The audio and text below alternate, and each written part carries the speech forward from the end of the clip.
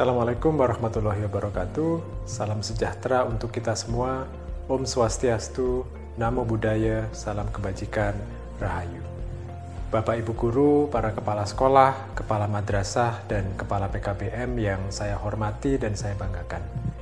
Setelah menonton video sebelumnya, Bapak Ibu mungkin sudah lebih mantap untuk menerapkan kurikulum Merdeka pada tahun ajaran 2022 ini.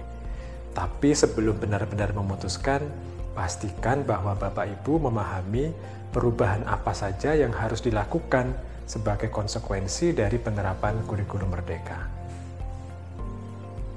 Konsekuensi yang paling penting adalah Bapak Ibu belajar memahami filosofi dan paradigma yang melandasi kurikulum Merdeka dan menerjemahkan kurikulum Merdeka menjadi kurikulum operasional yang sesuai dengan karakteristik masing-masing satuan pendidikan.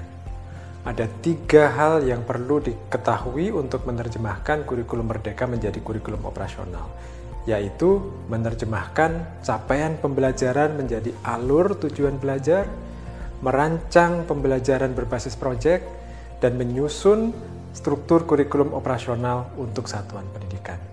Mari kita bahas satu persatu. Dalam kurikulum Merdeka, kompetensi yang ingin dibentuk dirumuskan sebagai capaian pembelajaran yang lebih terintegrasi. Tidak lagi dibagi antara pengetahuan, keterampilan, dan sikap, karena sebuah kompetensi selalu merupakan perpaduan dari ketiga dimensi itu. Selain itu, dalam kurikulum Merdeka, capaian pembelajaran tidak ditetapkan setiap tahun, melainkan setiap fase, yang itu bisa 1 tahun, 2 tahun, atau 3 tahun. Karena ditetapkan per fase, capaian pembelajaran harus diterjemahkan menjadi kompetensi-kompetensi yang lebih kecil yang bisa dicapai dalam periode waktu yang lebih singkat.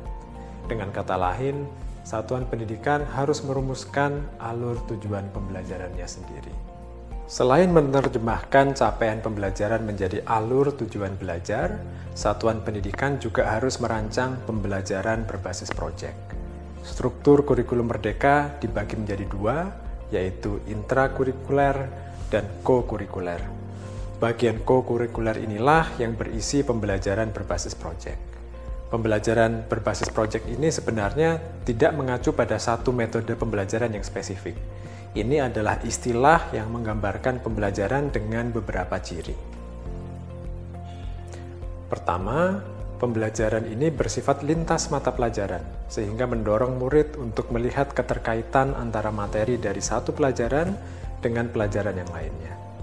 Kedua, pembelajaran berbasis proyek bersifat aplikatif, bukan berbasis buku teks saja, tetapi dirancang untuk menyelesaikan problem, menjawab isu tertentu, atau membuat karya seperti karya seni, pertunjukan, atau produk yang bermakna. Dengan demikian, murid melihat bahwa ilmu pengetahuan bisa relevan bagi kehidupan mereka. Yang ketiga, pembelajaran berbasis proyek dilakukan dalam kelompok. Jadi ini bukan tugas individual. Ini memberi kesempatan belajar bagi murid untuk berkomunikasi, berkolaborasi, termasuk menyelesaikan perbedaan pendapat dan konflik. Murid juga menjadi lebih mandiri dalam mengelola proses belajarnya. Dan ini adalah modal yang sangat penting untuk menjadi pelajar sepanjang hayat. Catatan penting lain tentang pembelajaran berbasis proyek adalah proyek ini tidak harus menggunakan teknologi atau fasilitas yang canggih. Proyek yang paling baik justru yang sesuai dengan kondisi dan konteks lokal. Dalam kurikulum Merdeka, pembelajaran berbasis proyek diberi jam pelajaran tersendiri yang cukup banyak. Karena itu, satuan pendidikan harus merencanakannya secara terpadu. Selain membuat alur tujuan pembelajaran dan merancang pembelajaran berbasis proyek, satuan pendidikan juga perlu menyusun struktur kurikulum operasionalnya. Dalam kurikulum Merdeka, jam pelajaran tidak dikunci per minggu, melainkan ditentukan per tahun. Satuan pendidikan perlu memutuskan bagaimana membagi jam pelajaran ini di dalam kurikulum operasionalnya. Apakah mau dibagi rata setiap minggu atau mau mencoba model yang berbeda? Ini tentu harus dirumuskan bersama-sama dengan seluruh guru yang akan menerapkan kurikulum Merdeka. Selain itu, ada beberapa perubahan yang khas di setiap jenjang yang perlu diakomodasi dalam kurikulum operasional. Misalnya, untuk SD dan sederajat, ada pilihan untuk memasukkan bahasa Inggris sebagai mata pelajaran pilihan.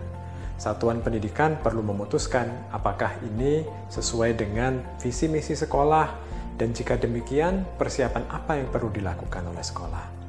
Untuk SMP dan sederajat, ada mata pelajaran informatika yang sekarang menjadi wajib.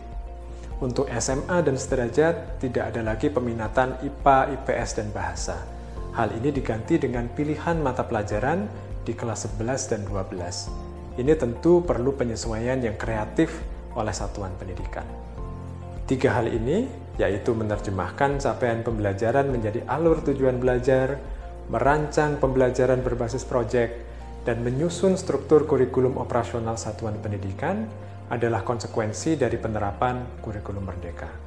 Semua materi yang Bapak Ibu perlu pelajari, mulai dari buku teks, capaian pembelajaran, perangkat ajar, modul, sampai dengan pelatihan-pelatihannya, sudah tersedia di platform Merdeka Mengajar. Jadi, gunakan waktu beberapa bulan ke depan untuk belajar dan bersiap sebelum menerapkan kurikulum merdeka di awal tahun ajaran 2022 nanti. Untuk Bapak Ibu yang memang sudah mantap memutuskan, langkah berikutnya adalah mendaftarkan sekolah, madrasah, atau PKBM Anda untuk menerapkan kurikulum merdeka. Jadi selamat berefleksi, selamat belajar untuk merancang pembelajaran yang lebih bermakna dan lebih menyenangkan untuk murid-murid kita semua. Terima kasih. Wassalamualaikum warahmatullahi wabarakatuh.